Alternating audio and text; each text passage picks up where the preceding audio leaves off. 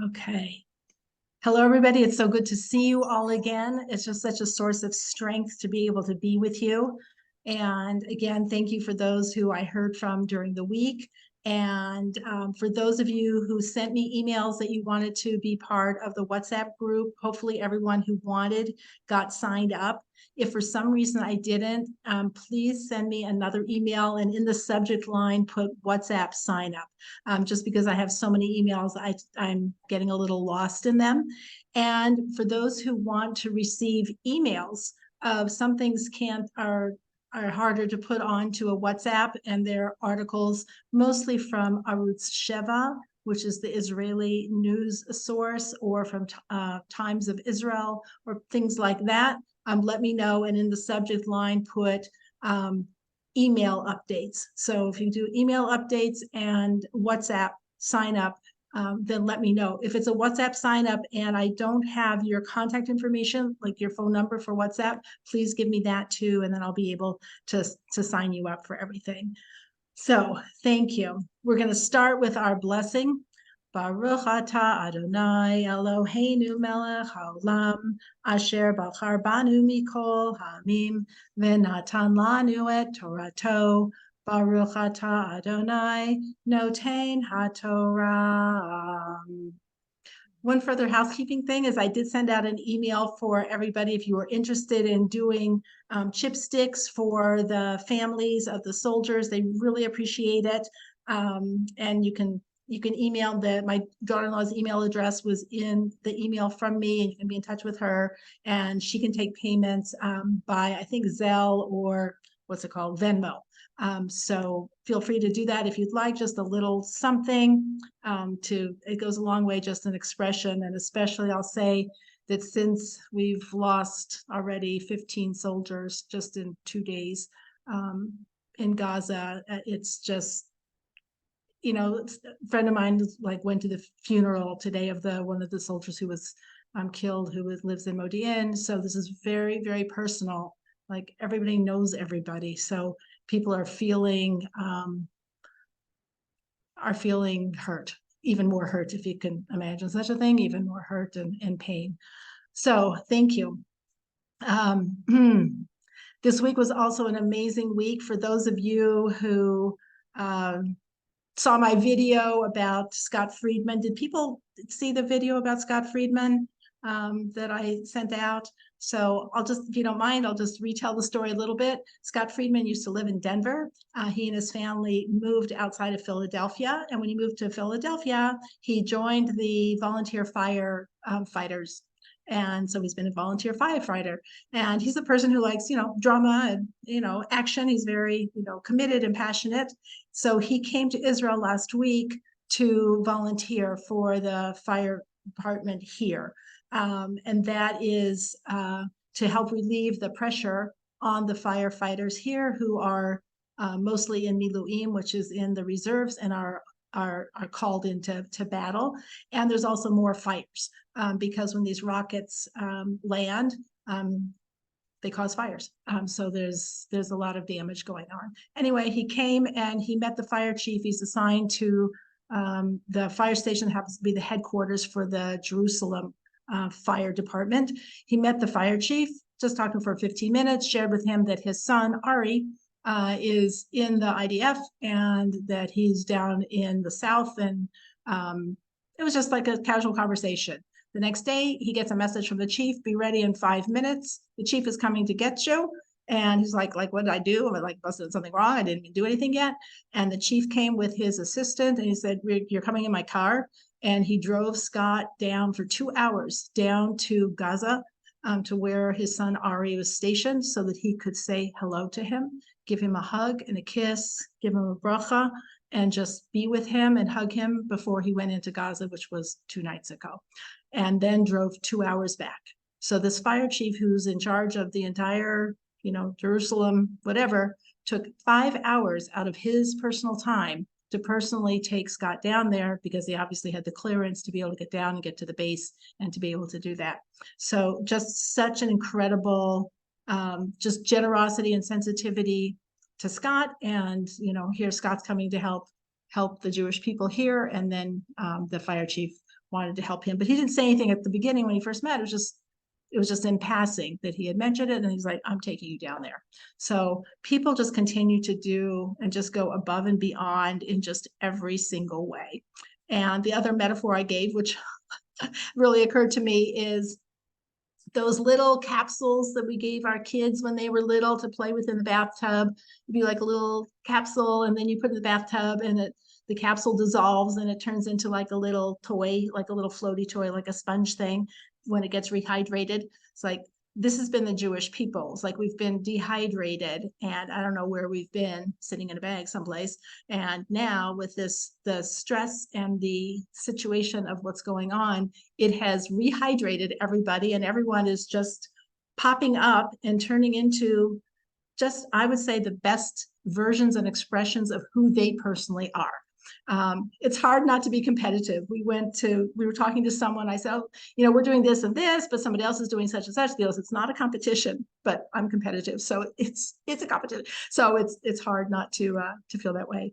And actually today we were supposed to go to the kitchen and prepare vegetables for the soldiers who are stationed here for their dinner, but the vegetables didn't come. So literally 2 minutes before we were supposed to go, we got a text saying, don't come because the vegetables didn't come. So maybe tomorrow. So yes, as from Gabi, I don't have her Zelle sign in. You should go ahead and contact her, because you need to contact her by email anyway to place your order, and she'll give you the Zelle information. So I actually don't have it. So you need to talk to her anyway. The email is in the email that I sent. So go check your email that I just sent last night and you'll see it. Okay. And it says chipsticks for soldiers or something like that, soldiers' families. Somebody can remind me what it said, but that's what it said. All right. So this is how the Jewish people are. It's amazing expressions of solidarity and friendship. And I hope for those of you who have seen the videos that I've been posting of the people coming together and the achdut, the unity. So there's a whole bunch of signs that have popped up. One of them says, Biyachad ninatzeach, which means together we will prevail, we will be successful. And Am Yisrael Chai, and all these things that's what's up everywhere. To the point that not on our eggs, but on one of the companies, on the eggs in Israel, there's a stamp on every single individual egg. It has, I don't know, it has like the date on it or something, but one of the companies is stamped on their eggs. Biyachad ninatzeach, like together we will be victorious. And so there it is, right on your eggs. So everyone's doing something in whatever realm they are in, and it's truly, truly beautiful. So that being said, I have to tell you that what's going on in the world is so frightening. Yes, Darlene. I just want to say we have one of those banners and we put it up, and our neighbor across the way who saw it sort of called us up on it a little bit and said, I know you're all very, Am Yisrael Chai, and, B'yachad we will win, and said something about, but there's no mention of Hashem. So we got some letters and we made our own little sign and added to us. And he sent us a big thumbs up, but it was sort of like, it's a very important message that we together as people, Hashem is wanting to see our unity, but without the help of Hashem, it's not going anywhere.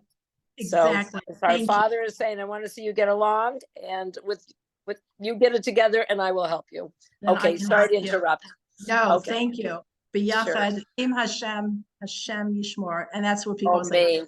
Hashem will guard us. Hashem will make us successful, and we're really at the point. I'm hoping it's not lost on you. We are at the point where it will take a divine act. The way the world is, what's happening in the cities and the college campuses, places around the world, within the United States, is so frightening and so overwhelming. It's really scary. And this is not a passing phase. This isn't something like, oh, things will die down. Something has been unleashed now and has reared its ugly head, and the genie's not going back into the bottle. So we are at a point where we need miraculous intervention. I don't know what it would be, since truth doesn't seem to be able to penetrate many people's minds, completely blind to it. So Hashem needs to have something incredible in store for us. That all being said, I was going to try to show a video for our class, but I'm afraid I'm going to crash my Zoom thing, so I'm not going to even try. But I will post it again on the WhatsApp so you can see it for those who are there, and we'll be able to see it. But as of a person speaking and saying, the Jewish people do not need to feel ashamed. The Jewish people do not have to have any explaining to do. We should not have to explain to people why we are defending ourselves. We should not have to explain what's wrong with this picture. There is no nuance here. Zero nuance. The conversation is over. And we need to know who we are, what we represent, and what we stand for. So now I'm going to say things that are a generalization, because someone can say, well, not every Jew is good. You know, there are criminals among the Jews. Like, there have always been criminals among the Jews. If you remember, God gave the Torah to the Jewish people in the desert, and that was a very lofty nation, and it had laws for what to do in case when people steal and murder and embezzle and move people's boundaries. There's not an illusion that there is perfection. There is, however, a reality that the Jewish people as a people hold the key to morality and God consciousness for the world. And we are the transmitters of it. To whatever extent other religions have picked up pieces of it, mazel tov to them. And they should all stand up and be counted on the right side of the fence here. But we are the ones. So the person I listened to, whose name I've forgotten, he said, we need to say, it's not for the United Nations or even for the United States to lecture us about morality.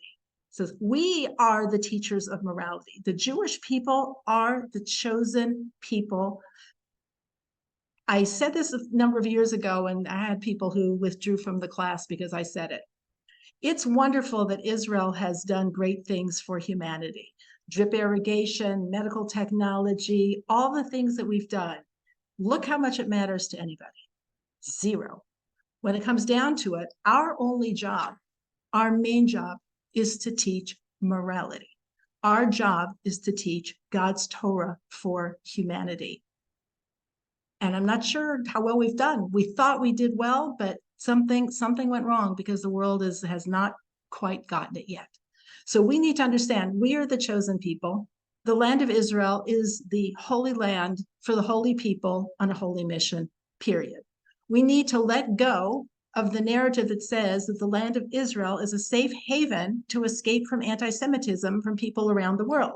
There is no reference in the Torah that says, God said, I'm giving you the land of Israel so you can escape there when people are trying to kill you other places. That is not what the land of Israel is for. The land of Israel is given to the Jewish people in order to follow the Torah and be God's chosen people and demonstrate what a holy society looks like for other people to emulate and have for themselves for true happiness. It is not this is not triumphalistic. This is to be a light unto the nations.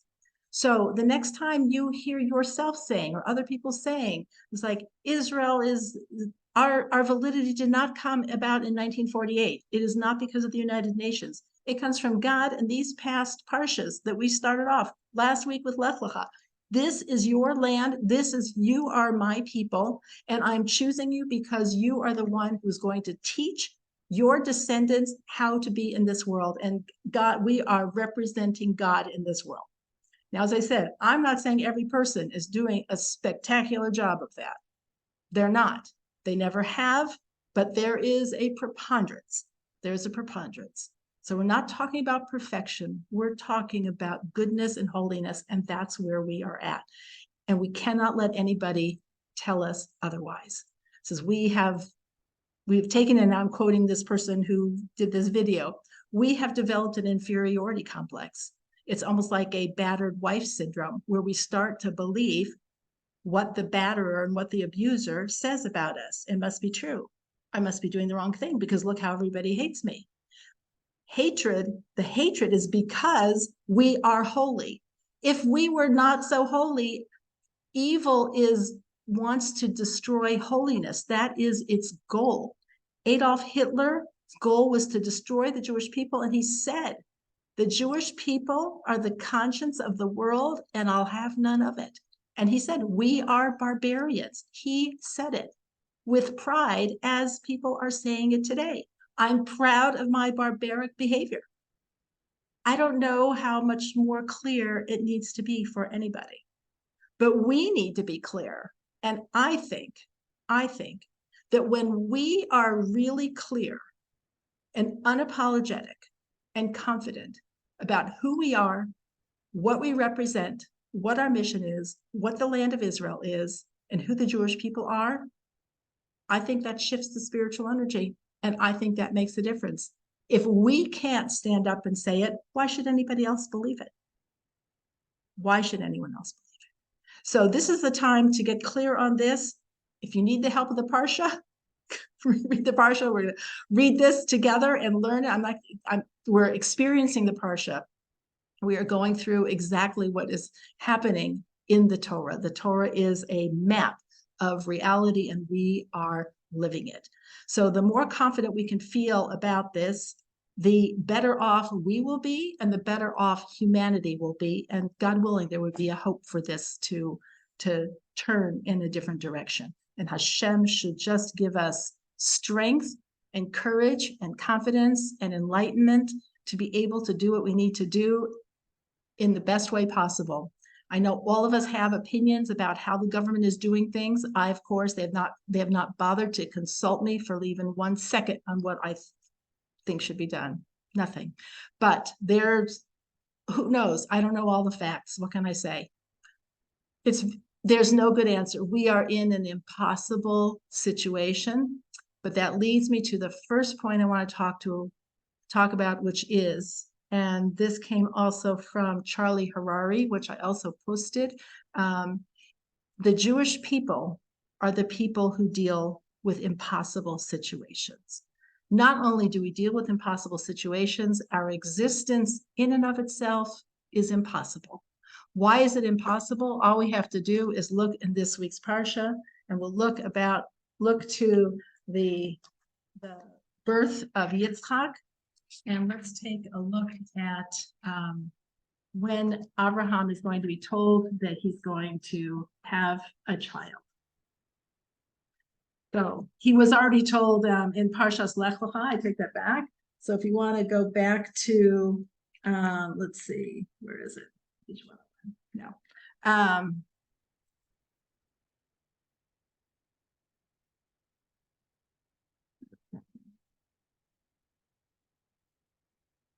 All right, let's just turn back to Parshas Lech Lecha for a moment. It's going to be on page 73 of the Chumash, chapter 17,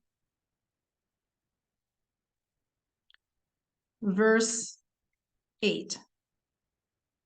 Chapter 17, verse 8. And I will give to you and to your offspring after you the land of your sojourns, the whole of the land of Canaan as an everlasting possession, and I shall be a God to them. He says to Abraham, gives him the commandment of circumcision. And now turn to page 75. Page 75, same chapter, chapter 17, verse 15. And God said to Abraham, as for Sarai, your wife, do not call her name Sarai, for Sarah is her name. I will bless her indeed. I will give you a son through her. I will bless her, and she shall give rise to nations. Kings of people will rise from her. And Abraham's reaction to this is, he threw himself upon his face and laughed. And he thought, shall a child be born to a 100-year-old man, and shall Sarah, a 90-year-old woman, give birth? And Abraham said to God, oh, that Ishmael might live before you. Like, let's just work on Ishmael.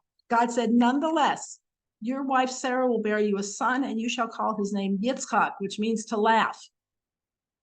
And I will fulfill my covenant with him as an everlasting covenant for his offspring after him. What does this mean? Yitzchak says, when do we laugh? Laughter comes when there is a disconnect between what should be happening and what is happening. That's timing in a joke, which I can't do. Like something's going one way and then it takes a sudden turn the other way, and that's funny.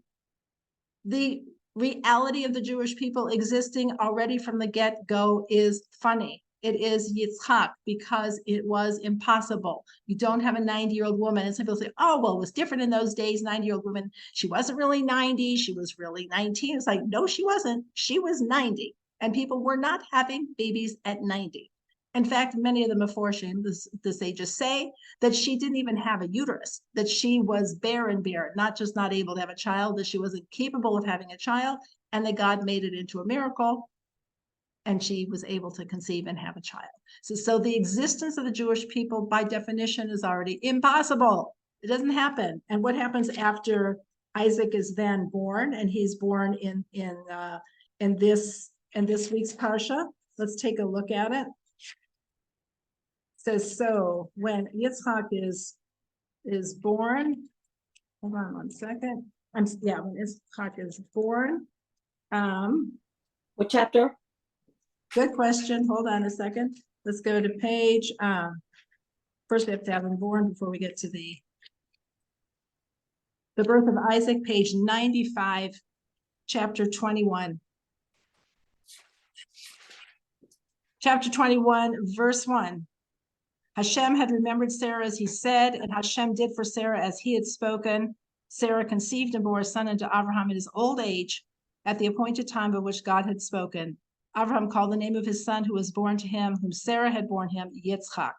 And then verse 6, go down to verse 6. Sarah said, God has made laughter for me. Whoever hears will laugh for me. And she said, who is the one who said to Abraham, Sarah would nurse children? For I have borne a son in his old age. Not only says, according to the Midrash, that not only did she nurse Yitzchak, she nursed other children as well, because there was an allegation that it was fake and that Yitzchak wasn't her son. And it was like some other baby that she had, just abducted and taken to and pretended like it was a child. It's like, well, you don't just magically start producing milk unless you were pregnant.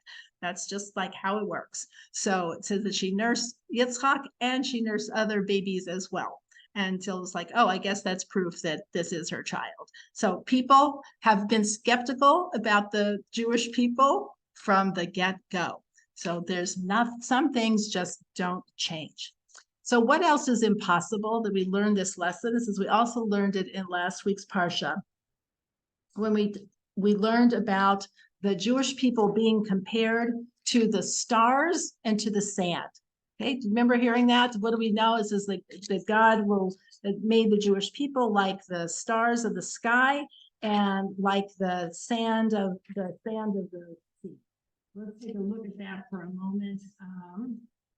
And where is it? Hold on a second. I'm sticking it all over here. If somebody can find page 67. I'm sorry, page 67 in Parsha's Lech Lecha.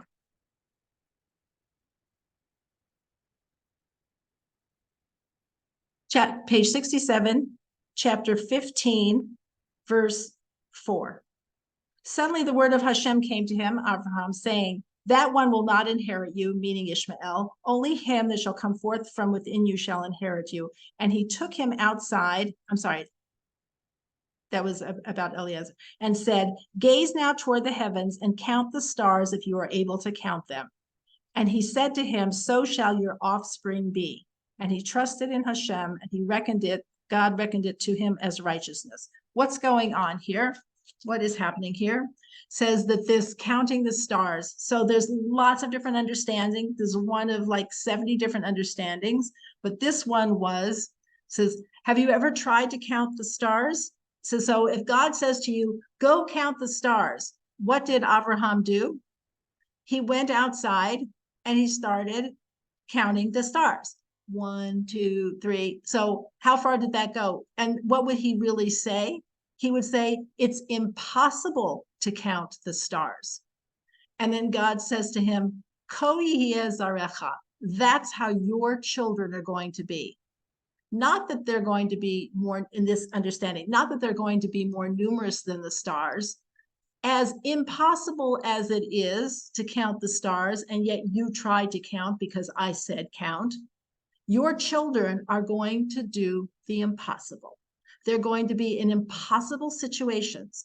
They're going to be in Egypt. They're going to be with Haman. They're going to be in Nazi Germany. They're going to be in every single situation. It's going to be impossible. And yet they will survive because God is saying they are the ones who will be like this. And it says, because the response that Abraham had after that was, and he trusted in Hashem. That's not really an answer to, there's going to be a lot of you, because wasn't even really what Abraham wanted to know. All he wanted was one descendant, because what he wanted to do was to pass on knowledge of God.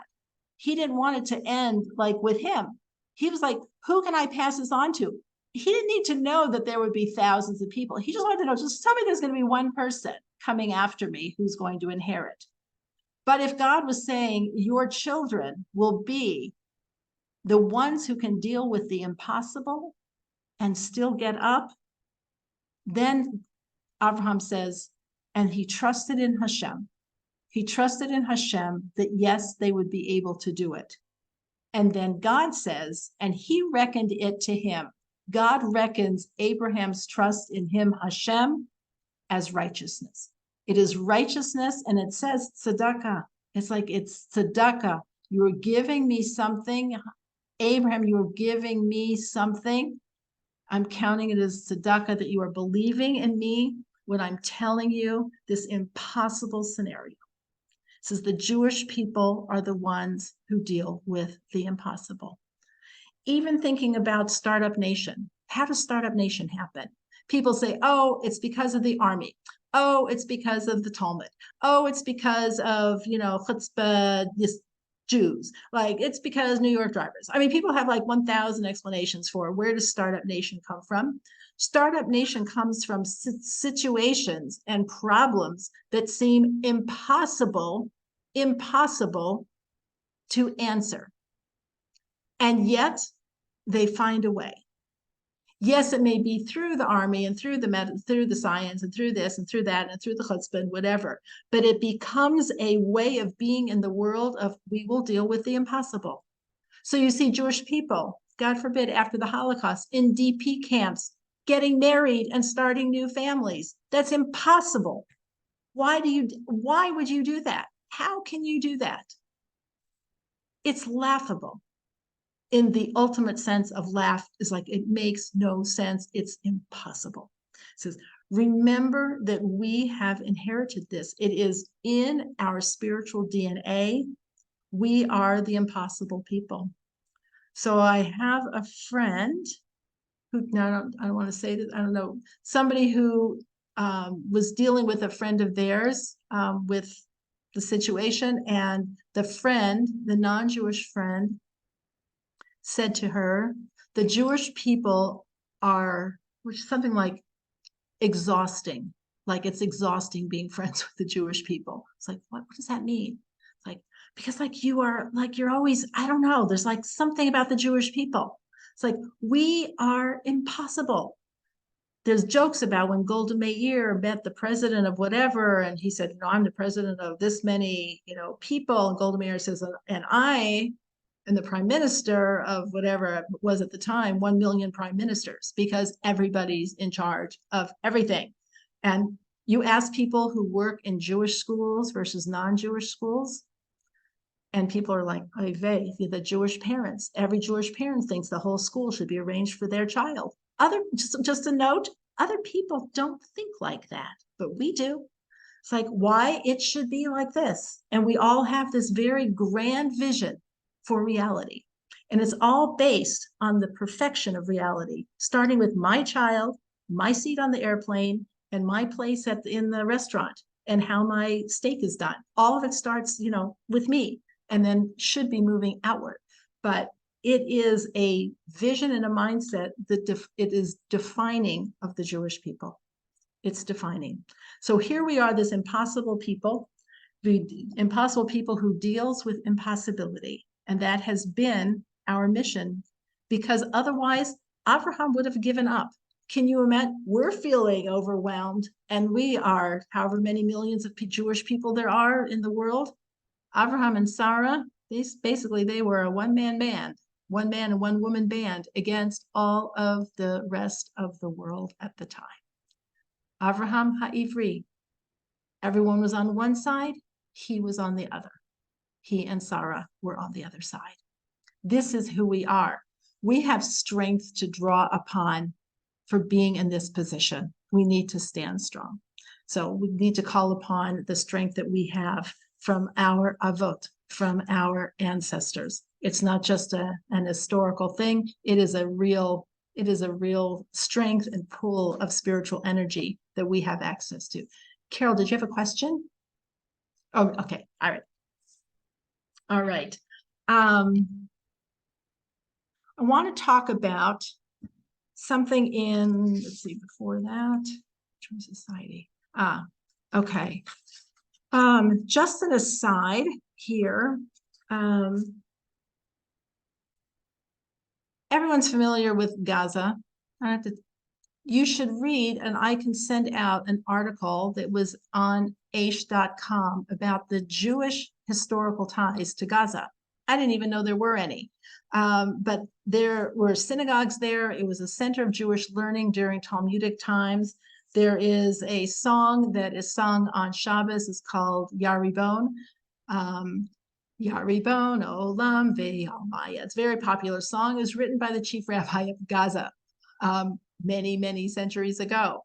It was a flourishing area. There are mosaics that have been discovered there that have like a picture, like a mosaic picture of King David with his name written on it that any kindergartner can read. It says David, Daled Vav Yud Daled, David with the king, the crown, right there.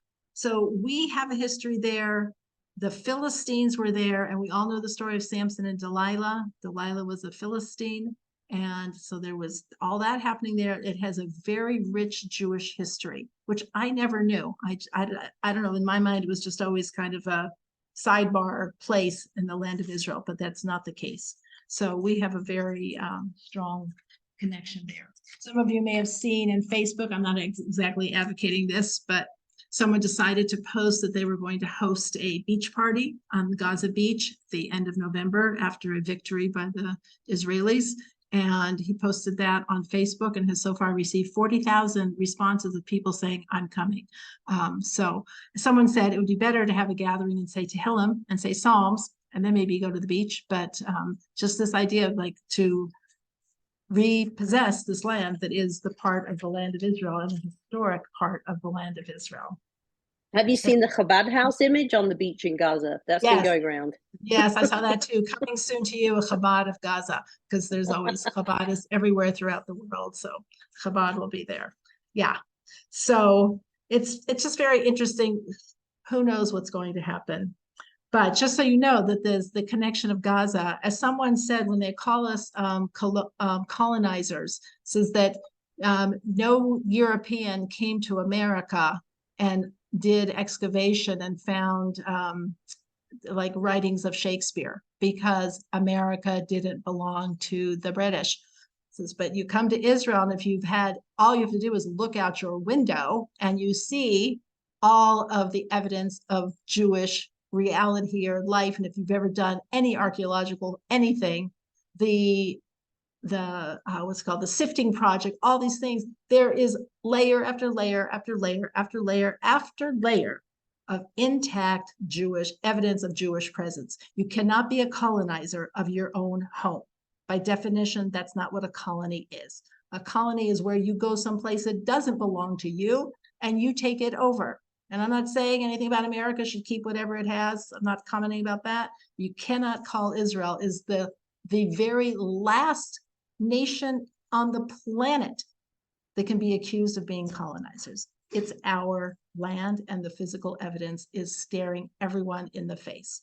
So speaking of evidence, I have to share with you also, some of you may have already heard this because I shared it with some people personally, that a few weeks ago, I don't know exactly when it was, the person who is the minister of, what's it called?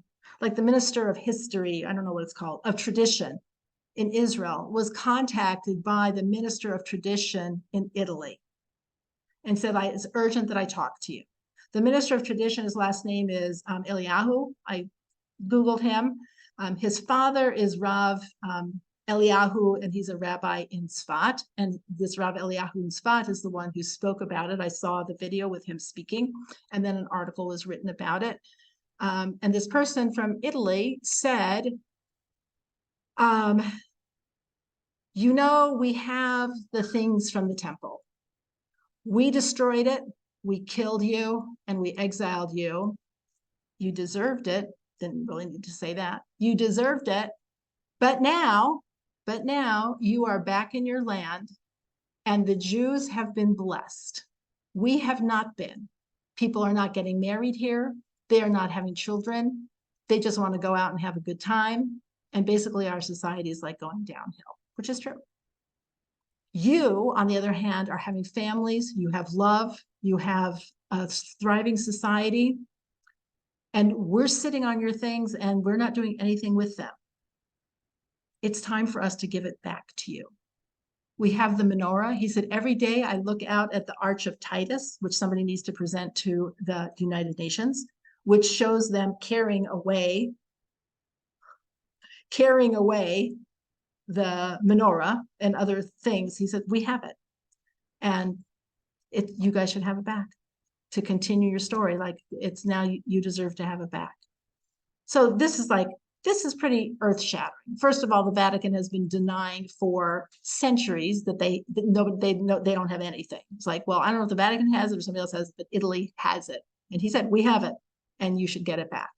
So I'm looking online, trying like, well, what happened? Like after that's quite a bombshell. Like what happened after that? So I couldn't find anything. So I thought, okay, everybody else here does what they think they want to do. I'm like, I'm contacting this rabbi. Like he's the chief rabbi of Tzfat. So I wrote him a letter last night and sent him an email. First I got from my sister who knows everything. I said, can you give me Rav Eliyahu's contact information? She goes, sure. So she sent it to me. It's like rav52@gmail.com. Like, okay. So I started writing in Hebrew, but that was very slow. So I'm like, I'm just writing in English. Let him use Google Translate. He can figure it out.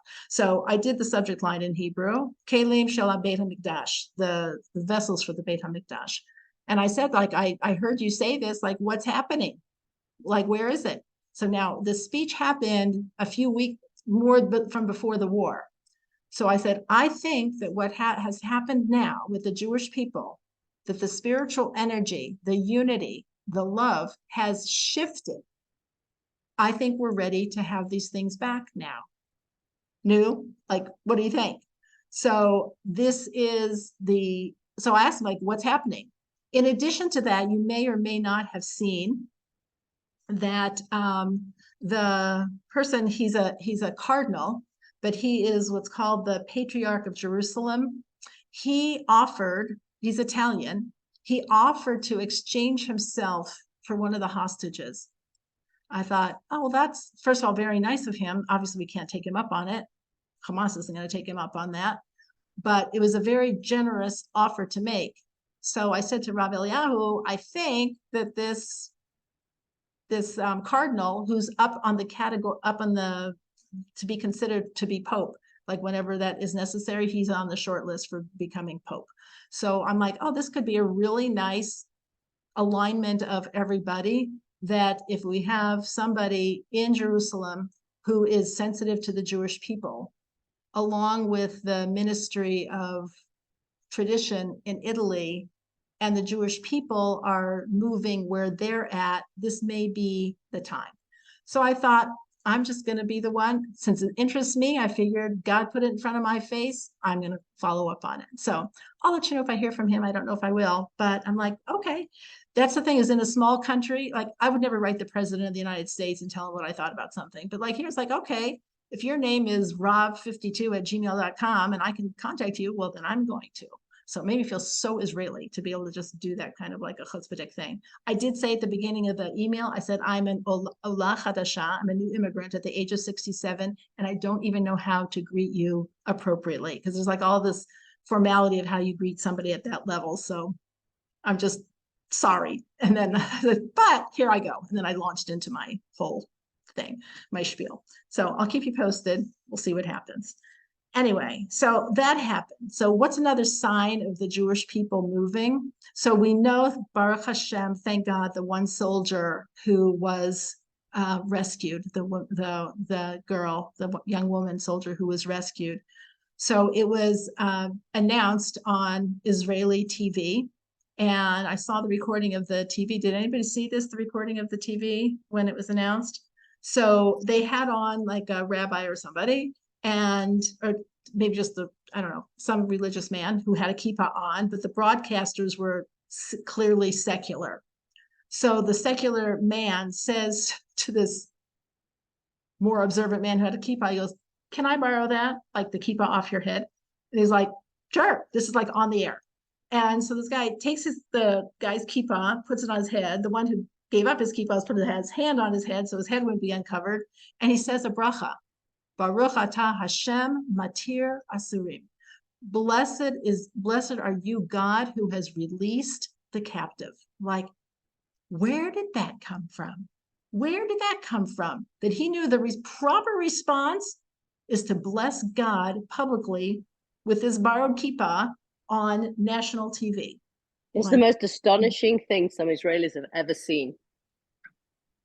It's mind-boggling. And then you saw Hasidic people dancing in Ashkelon with secular people to celebrate her release. It was just unbelievable. It looked like if someone submitted it as a play, you would say, it's a little too far-fetched. I don't think we're going to really be seeing this, but there they were, strimals, the whole thing, dancing with like the people in the shorts and tank tops. It was unbelievable in Ashkelon. What about the Hafrashas Challah and the Hafnasha Sefer Torah? That is the most astonishing thing I've ever seen.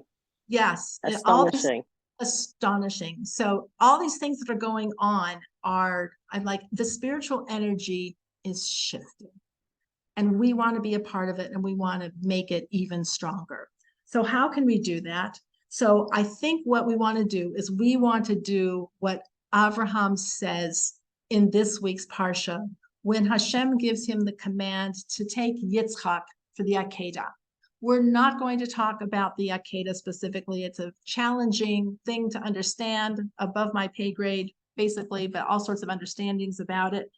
But let's take a look at what Abraham's response is to the request. On page 101. Page 101, chapter 22, verse 1. And it happened after these things. Page 101, chapter 22, verse 1. That God tested Abraham and said to him, Abraham, and he replied, Hineni, here I am. What does Hineni mean, here I am? And then God continues and says, and he said, please take your son, your only one whom you love, Yitzchak, and go to the land of Moriah. Bring him up there as an offering upon one of the mountains, which I shall tell you. We're going to look at Abraham's response for some guidelines in how we deal with challenges that God has put in our path that we don't understand and how we respond to them. The first is when God tested Abraham and said to him, Abraham, and he replied, Hineni, here I am. What does that mean? Obviously, God knew where Abraham was. What does Hineni mean? So this is a beautiful understanding that comes from Rav Kook. It says Hineni means here I am, meaning also I am here. What does that mean? Not just like, oh, here I am, but that I am here, complete, present, and fully focused on whatever it is that I'm going to need to do. Hineni. That every moment, that is an appropriate response to a situation. Abraham didn't know what was going to be asked of him. All he knew, he didn't know yet. All God said was, Abraham. All he did was call his name. And he's basically saying, at your service, Hineni, I'm here. That response, before we even know what it is we're supposed to do, is our response as well in all situations of Hineni, I am here. And when he said, please take your son, he didn't say, take your son. He said, kachna. Kachna means, please take your son. I'm asking you to do something that I know is going to be very difficult. Please, I want you to be able to pass this test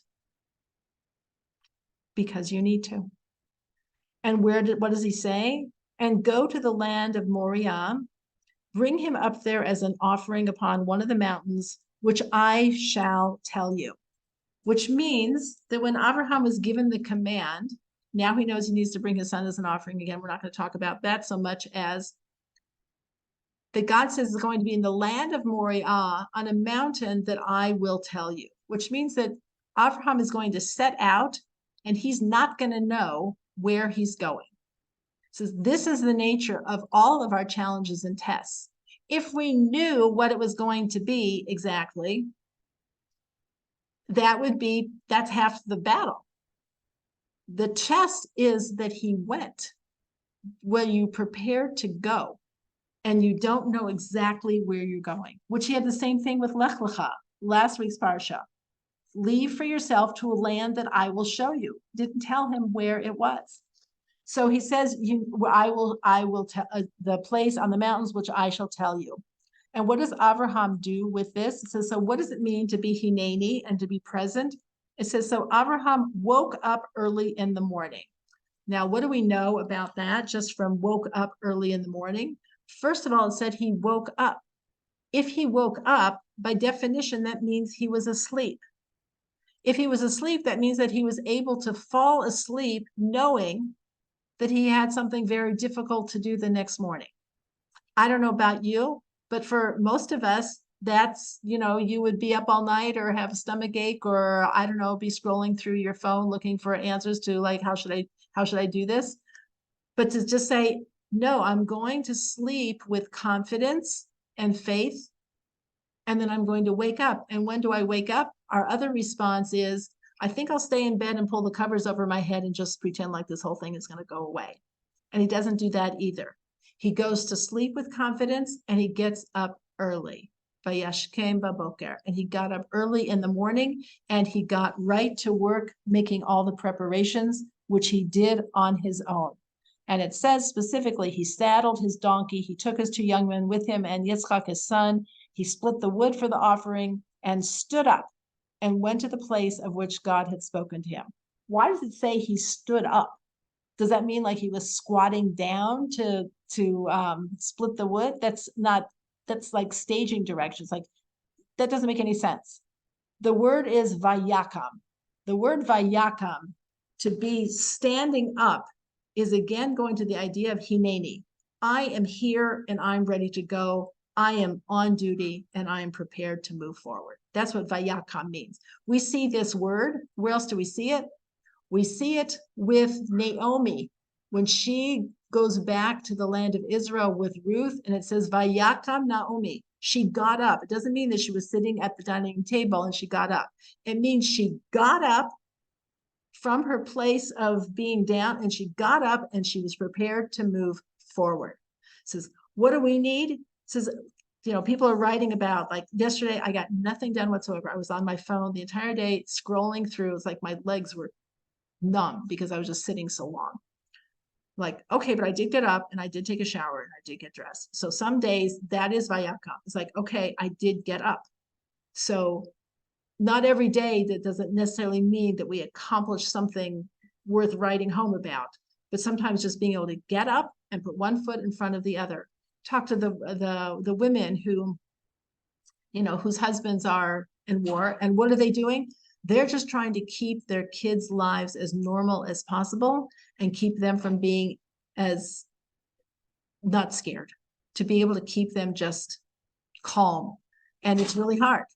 The schools aren't meeting all the time because they don't have space for everybody to go to school and have place for a bomb shelter in case there's, rockets.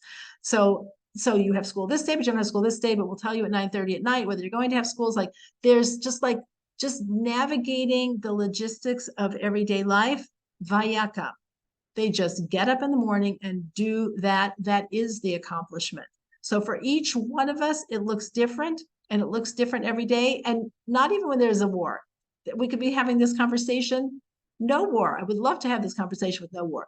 It's the same thing every day of getting up early in the morning, of going to sleep with confidence that I did what I was supposed to do the day before, sleeping, being refreshed, getting up in the morning early and standing up and doing what needs to be done.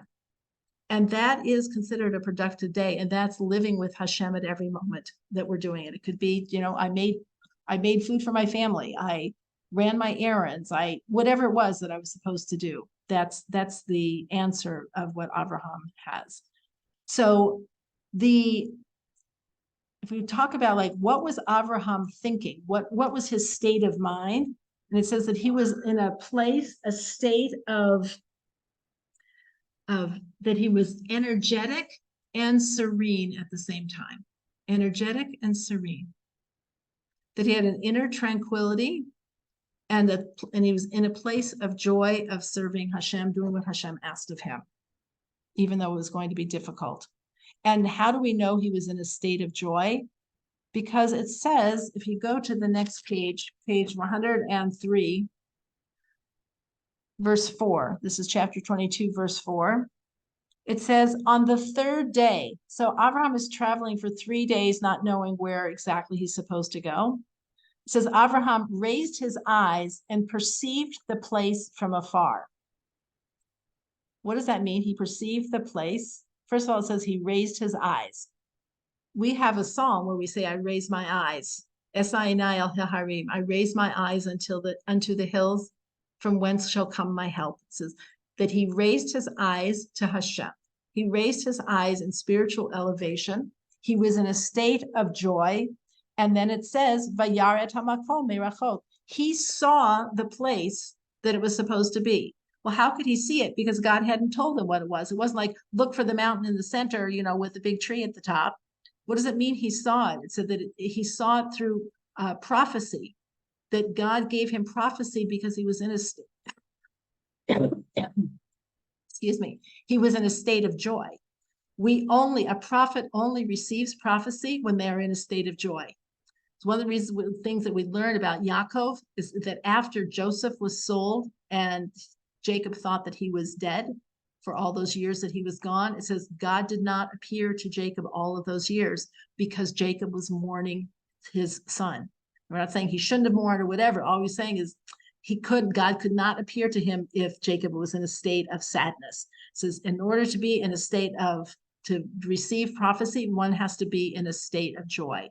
Now, I don't know if we're receiving prophecy. I don't know if we want prophecy or not. I'll settle for not having prophecy, but clarity is the same thing, that a person needs to be in a state of tranquility in order to have clarity. That when we're in a state of panic, we can't even see what's in front of our faces and we'll make the wrong choice. So the effort that we should go to keep ourselves, whether it's through meditation, through exercise, through tefillah, through prayer, through whatever it takes to keep ourselves in a place of as much equanimity as possible without drugging ourselves. We're not supposed to do that unless you have, medication for anxiety, then you should take it. But we're supposed to be in as much of a place of equilibrium as we can be. And then we can move forward with whatever the challenge is that is going to face us with the most success. Excuse me. So when he reached this place, it says Hashem didn't have to tell him, he was able to perceive it because he saw with his intuitive prophetic eye, and he was able to see what it was that he should do.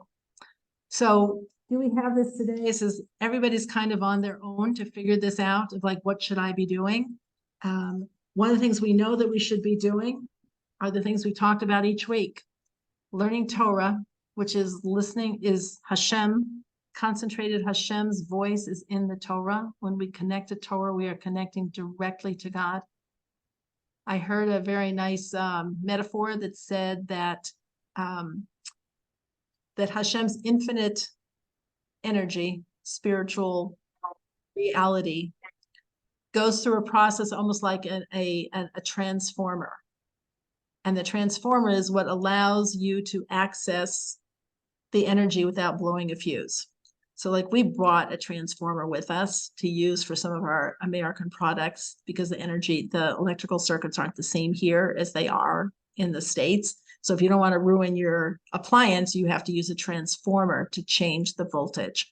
So it says the Torah is the transformer of the spiritual voltage, the divine spiritual voltage that allows us to access Hashem's mind, if you will, and wisdom, and have a direct connection, which is why connecting ourselves to that gives us spiritual clarity. It gives us wisdom. It gives us direction. It gives us guidance.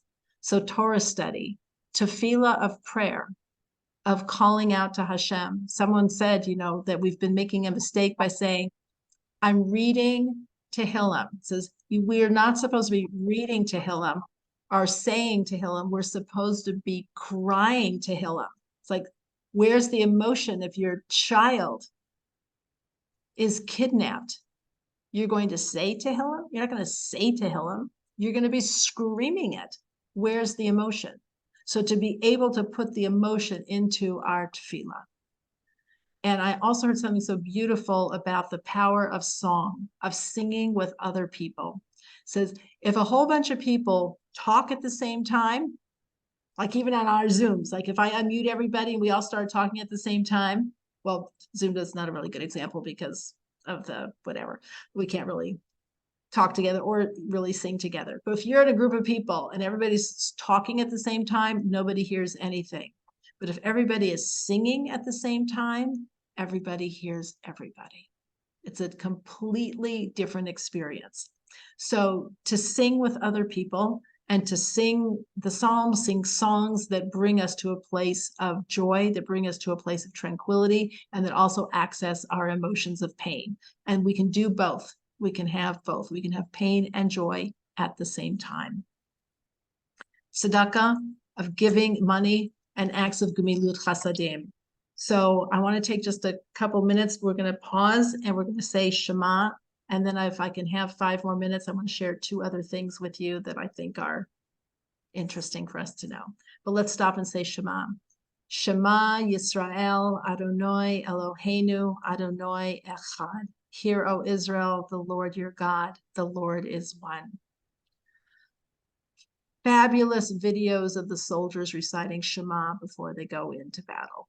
Incredible, all together. Acts of loving kindness. The Jewish experience, as you know, has launched Clean Speech Colorado years ago and now has exported it to different cities around the country. And there are many cities that are now doing it, and they use the scripts that Rabbi Liban has written, and then they create videos with their own local people. But it's in a number of cities, including New York City. So I didn't even hear this from Rabbi Liban. I saw this on, I don't know where, one of the things that I saw, Facebook, I don't know what it was, that Mayor Eric Adams has signed on to Clean Speech and is promoting it for all New Yorkers, not just Jewish people. So he gave a powerful speech in support of Israel, which is great. And I posted on our Am Yisrael Chai WhatsApp. But in addition to that, he had another public speech also supporting Israel and encouraging people to sign up for Clean Speech. So I hadn't heard about this from Rabbi Liban. So I texted him today. I said, is this our Clean Speech? Like, it's a little bit too much of a coincidence that it would just be both starting November 1st for 30 days. And he's like, yep. So he took it on. So this is the first time it has gone outside of the Jewish world. And Baruch Hashem, thank God. Yes, Rhoda. Haitian Rabbi Meyer are doing a solidarity mission to Israel, November Wonderful. 14th through 19th. I'm coming. I'm going. Yay, that's great. It's going to Wonderful. be filled with amazing. Every day, every evening is filled with some kind of chesed. So if you want to call Aish. Okay, terrific. Thank you, Rhoda. And I'll share that our daughter's rabbi in Florida is back here again with 50 pieces of luggage of duffel bags with supplies to the soldiers and everything that they are needed. And in addition to that, they are writing a new Sefer Torah, a new Torah scroll, and they took it to the Be'eri, to the kibbutz Be'eri, where there was so much destruction and death, and the soldiers are writing the Torah. So he took it to them to have the soldiers writing the Torah. It's called a Unity Torah, and they're creating a new Torah of Am Yisrael, of the Jewish people. So incredible, everybody's efforts. Okay, so there was that. Thank you, Rhoda, about Rabbi Meyer. And there was one other thing I was going to tell you, but I don't remember what it was. So it must be that we don't need to hear it today. So I just want to thank you. Yes, Patricia. I was just going to say that Rabbi Liban's inaugural video today about clean speech is amazing. It's the best I've seen. You have to watch it. Wonderful. So please sign up for it. I saw it in my email when I didn't click on it yet. So sign up for it and be part of a movement. And just think, we should have pride. And we say that, I remember when he came up with the idea. And, it's like, oh, that's a nice idea. It's like a nice program. And to see that it is spreading. And all of these things make a difference. All of these things make a difference. And God willing, because we see now the way people use language and the way they use words and the way they talk to people create realities and destroy reality. And what has happened to the use of language in our society is horrifying. It's absolutely horrifying. People redefine reality. What was I going to say? Oh, it was about Gemilut Chasadim. Is that what I was going to say? Okay, the acts of loving kindness.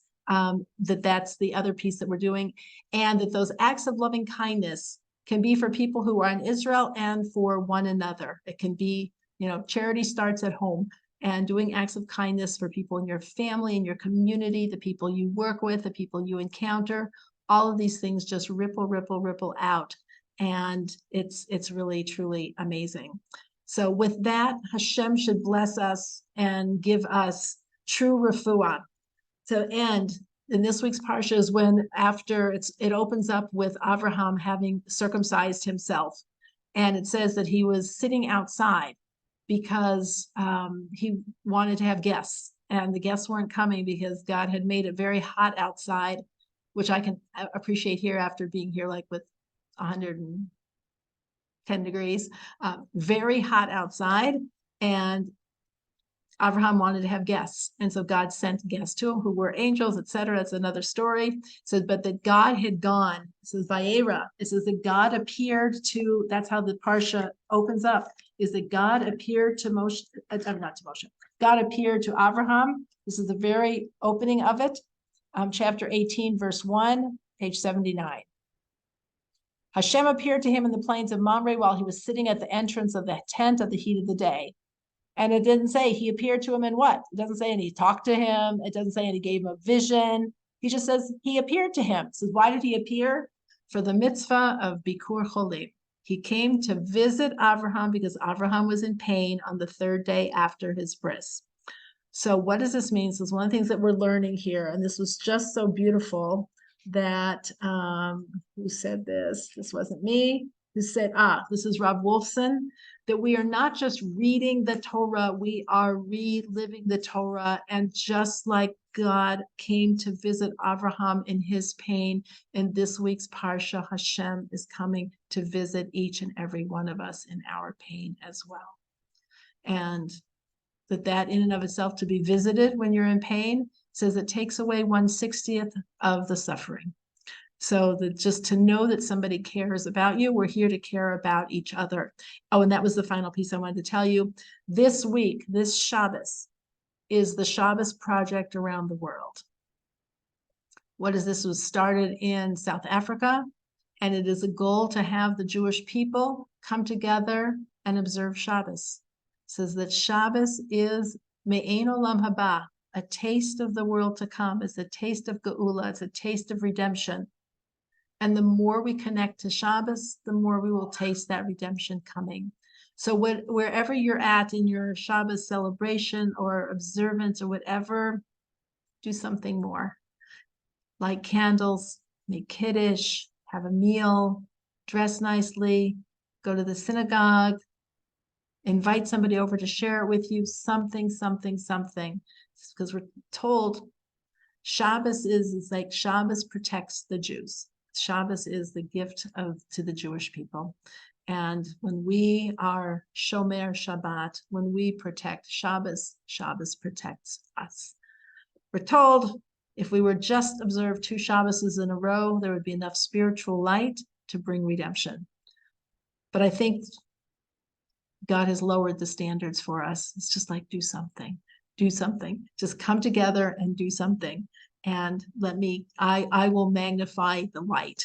This is the opposite idea. But when you go to Yad Vashem and they have the candles, the lights for the children and all the reflections, it says, God will will magnify our efforts. We do a little, and it says, if you just open the door the size of the eye of the needle, I'll open it to the width of the entrance to a banquet hall. Just do something. So that's where we're at, is just do something and connect. Some of your synagogues may be doing something. If not, you can join in with Aish. The Jewish Experience, I'm sure, is doing something. The Dot, I don't know if BMH is doing something. People hopefully are doing something, but just connect and they reach out to them and they'll be happy to include you in something to make it more meaningful. And I think a lot of Jewish people are just even feeling that they want to be with Jewish people, that just feels like I need to be with my people. And that's a comfort in and of itself.